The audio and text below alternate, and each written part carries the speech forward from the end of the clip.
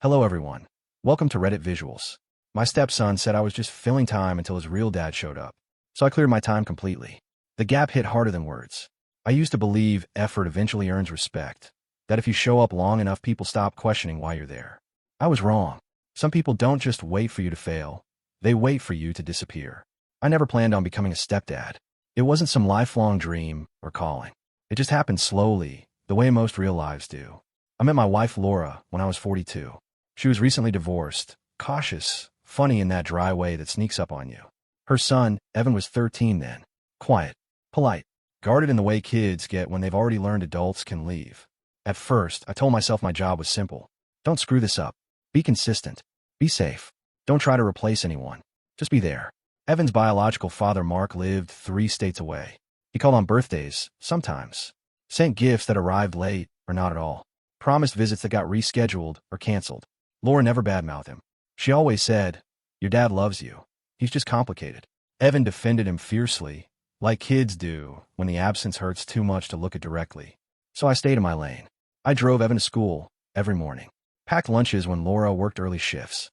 Sat through middle school band concerts where he played 3 notes off key and still scanned the audience to see if we were watching. I helped with math homework, even though I hated math. I learned which foods he'd eat and which ones he'd push around the plate until bedtime. I showed up. For 3 years. I showed up without asking for credit or recognition. I didn't ask to be called dad. I didn't push hugs or authority. I figured trust grows like roots, quiet, underground, invisible until it's strong enough to hold something upright. When Evan turned 16, Mark suddenly got interested again. New job, new girlfriend, fresh start energy. He started calling weekly, making big promises, talking about finally being the father I should have been. Evan lit up in a way that made my chest tighten and my ego step aside. This wasn't about me, or so I thought. The comment came on a random Tuesday night. Laura was working late. Evan and I were alone in the kitchen. I just finished reminding him for the 3rd time that week about his college prep class, starting the next morning. He'd been blowing it off, showing up late, not taking it seriously. Mark had been telling him he didn't need to stress, that things would work out, that he'd help him figure it out. I said, "Evan, this class matters. It's part of your transcript. You need to take it seriously." He sighed, leaned back in his chair, and said it, too casually, like he'd been thinking it for a while, and finally decided to let it out. "You don't have to worry so much. You're just filling time anyway. My real dad's coming back soon. This whole thing is temporary." Temporary. He didn't even look at me when he said it. Just scrolled on his phone, already mentally done with the conversation. I laughed at first, not because it was funny, but because my brain couldn't catch up fast enough to react properly. Then the words landed. Sharp, clean, surgical. I didn't yell. I didn't lecture. I didn't ask Laura to intervene. I just nodded slowly and said, "Okay." That night, I lay awake staring at the ceiling, replaying every ride, every meal, every sacrifice I told myself was part of the deal. I kept hearing the word temporary like it was being tapped into my skull with a spoon.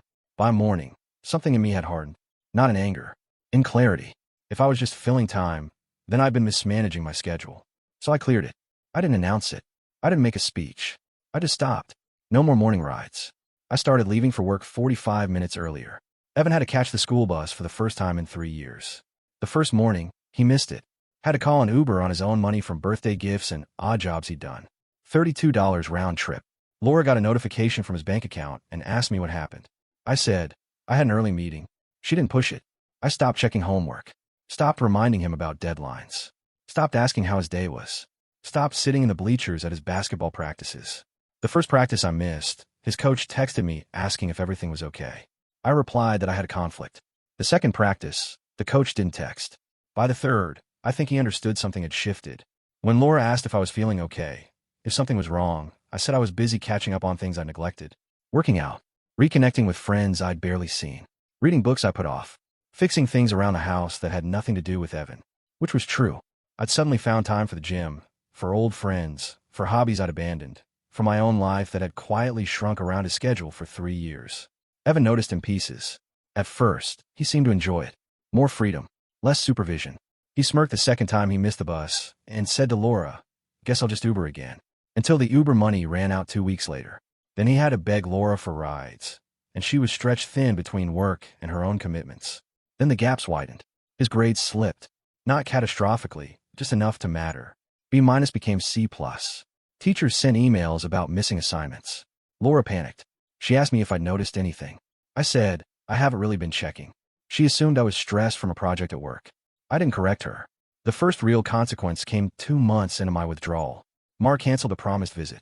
Again, he committed to coming for Evan's birthday weekend. Evan had been talking about it for weeks, planning what they'd do, where they'd eat, telling his friends his dad was coming. Laura and I had planned a small party, invited some of his teammates, ordered his favorite cake. Mark texted the night before saying something came up at work, that he'd make it up to him, that they'd do something even better next month.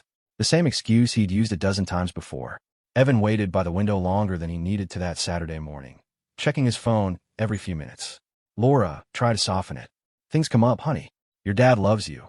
He's just dealing with a lot right now.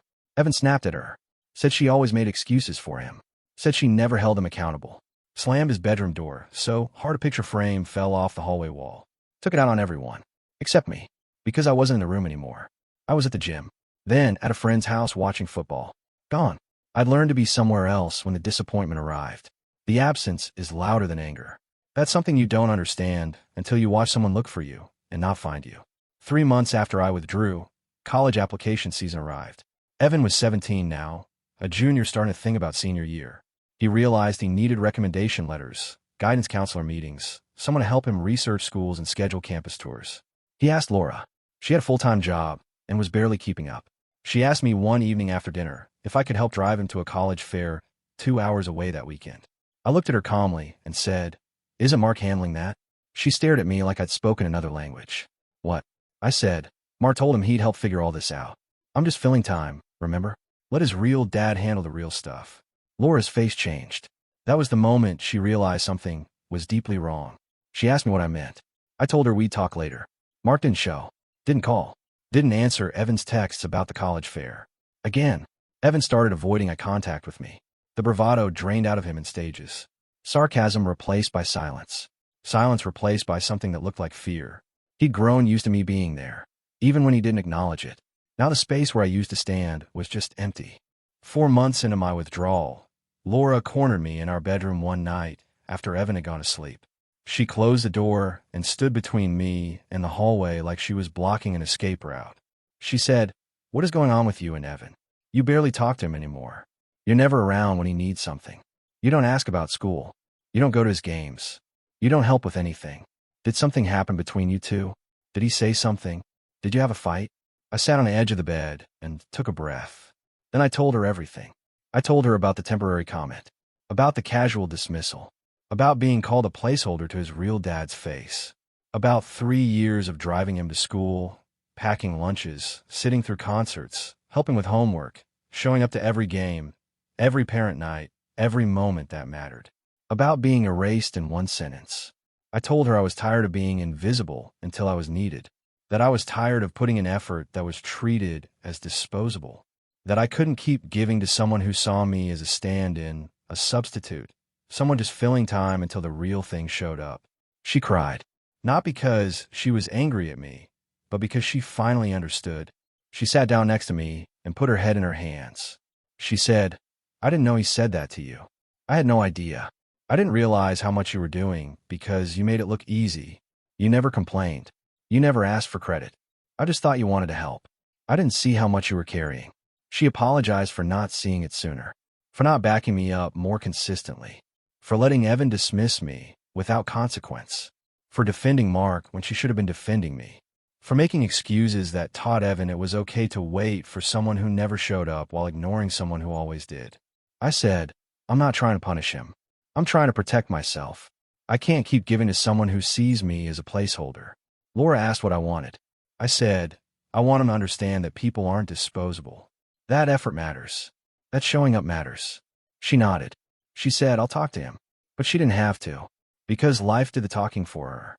5 months after my withdrawal, Mark showed up. Grand entrance. Big weekend visit. Promises of making things right, of being more involved, of finally stepping up. Evan clung to it like a lifeline. I watched from the sidelines, unmoved. I went to a buddy's cabin that weekend. Let them have their time. 3 weeks later, Mark vanished again. No explanation. No calls. Just gone. Radio silence. This time, Evan didn't lash out. He collapsed inward. Stopped eating much. Stopped talking at all. Just went to school and came home and disappeared into his room. Laura sat Evan down one evening and said the words I'd never said. She said, "Your father shows up when it's convenient for him, not when it's needed. And you need to stop waiting for him to be someone he's not." Evan stared at her, eyes red. Then he looked at me, really looked at me, and I saw it. The recognition, the realization, the weight of his own words finally hitting him. But I didn't rush in. I didn't swoop in to save him. I stayed where I was, at a distance, observing, waiting to see what he'd do with that realization.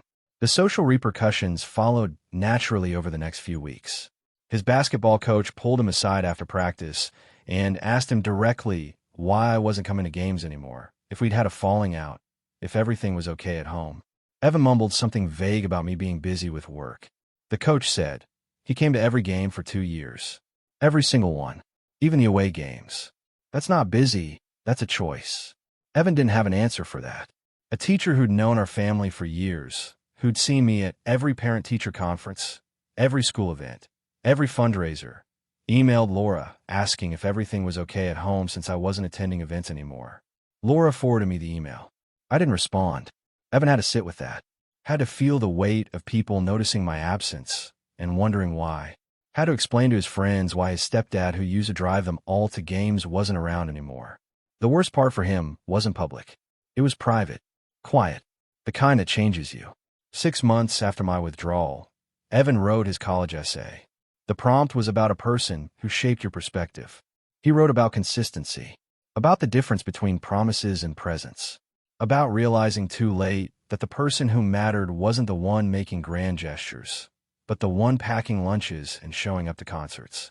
He wrote about me, not Mark. He left the draft on the kitchen counter one morning, not the printer, the counter, where I'd see it when I made coffee. I think he was too scared to hand it to me directly. I read it standing there, coffee mug in hand. It wasn't an apology. It was an acknowledgement, and that mattered more. I didn't say anything that morning. I left it where it was. But that afternoon, I picked him up from school. First time in 6 months. He got in the car, surprised, confused. I said, "You left your essay on the counter." He nodded, face red. I said it was good, honest. He said quietly, "I'm sorry." I said, "I know." We drove in silence for a while. Then he asked, "Are you still mad?" I said, "I was never mad. I was hurt. There's a difference." He nodded. Then he said something that broke me. He said, "I didn't think you'd actually leave." I looked at him. "I didn't leave. You told me I was temporary. So I acted like it." He was crying now. "I messed up. I know I did. I wanted him to be the dad I needed. And when he kept promising he would be, I believed him. And I took you for granted because you were always there." I pulled into a parking lot, turned off the car, looked at him directly. I said, "Your dad is your dad. I'm not trying to replace him, but I'm also not going to be treated like I don't matter. If you want me in your life, I'm here. But it has to be real, not as a backup, not as a placeholder, as someone who matters." He nodded, wiping his face. "I want that. I want you here." I said, "Then we start over. Different terms. Clearer ones. You respect my time and effort. I'll be there. But the second you take it for granted again, I'm gone. Not to punish you. To protect myself." He agreed. That was 7 months ago. We're rebuilding now. It's slow, deliberate, intentional. He says thank you now. For rides. For help with homework. For advice. For just being around. He asked me about college stuff, about application essays, about what I think matters in choosing a school. He asked me about life stuff, about relationships, about handling disappointment, about what it means to be reliable. I'm back at his games. Back at the table for dinners. Back in the daily rhythm of his life. But there's a boundary now that wasn't there before. A clarity. He knows I'm not obligated to stay. That I choose to be here. That my presence is a gift, not a guarantee. And that makes all the difference. He doesn't take me for granted anymore. He doesn't assume I'll always be there no matter how he treats me. He's learned that people have limits, that effort runs out when it's not valued, that you can lose someone not by pushing them away violently, but by dismissing them quietly over time. Mark still calls occasionally, makes promises. Evan is polite but distant now. He stopped defending him, stopped waiting by the window. He told me once, "I finally get it. Showing up matters more than showing off." Laura and I are stronger too. She sees me now in a way she didn't before. She doesn't take my presence for granted. She backs me up when I set boundaries. She calls me out when I start slipping into old patterns of overgiving. I didn't step back to punish Evan. I stepped back to show him what absence looks like. To show him that people who love you aren't infinite resources. That effort runs out when it's not valued. And here's the truth I don't say out loud often. Being called temporary hurt more than being called unwanted. Because temporary means disposable, replaceable, invisible. It means all the effort, all the years, all the small moments don't add up to anything permanent. And that almost broke me. But stepping back didn't break our relationship. It reset it, on terms that actually work.